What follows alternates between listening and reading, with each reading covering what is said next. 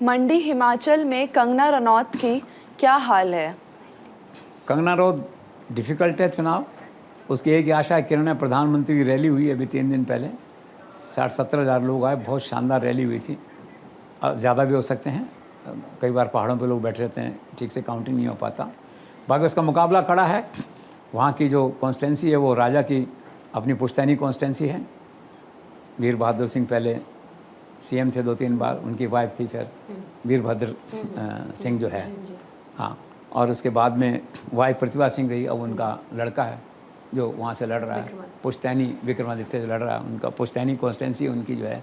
तो है तो डिफ़िकल्ट कंगना के लिए, लेकिन कंगना क्या है कि एक तो मतलब हिमाचल से उन्होंने कनेक्ट कर लिया है। सारी वेशभूषा, आना जाना, व्यवहार अच्छा रहा है। मतलब she is conducting her self very well.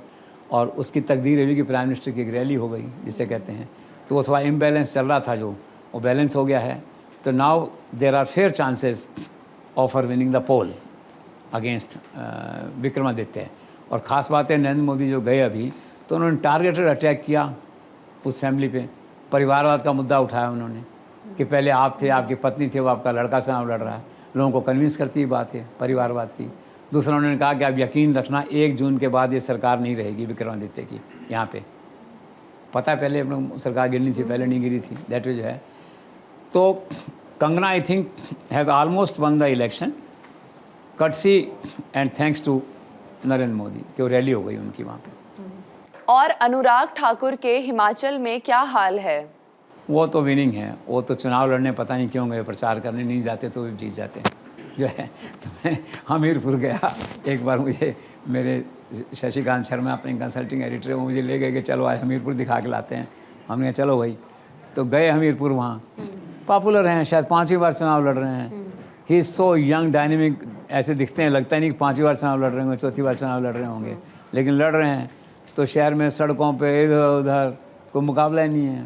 Hamirpur hotel में अपना लगा हुआ है, वो सब लोग सत्यनारायण वगैरह उनके जो हैं ओएसडी जो सब वहाँ बैठे हुए हैं। वो चुनाव में तो नहीं है, वो दूसरे कामों, ऑफिशियल कामों के लिए वहाँ बैठे हुए हैं जो है। तो मतलब वो बिल्कुल निश्चिंत हैं, दैट वे जो है। और एक ख़ास बात क्या है कि उनके जहाँ चुनाव का दफ्तर है हमीरपुर में जो है, उसके सामने एक जलेबी वाले की दुकान है। तो जो भी कार्यकर्ता लोग आते हैं, हमारे जैसे मेहमान जाते हैं, तो उनकी जो टीम है वहाँ की, वो सब वो जलेबी खिलाती है वहाँ पे। तो वहाँ तो उत्सव का माहौल है, एक शादी का माहौल है उसी कॉन्स्टिट्यूंसी में। तो जो है तो जीते हुए हैं। वो चुनाव आयोग का ठप्पा लग जाएगा 4 तारीख को।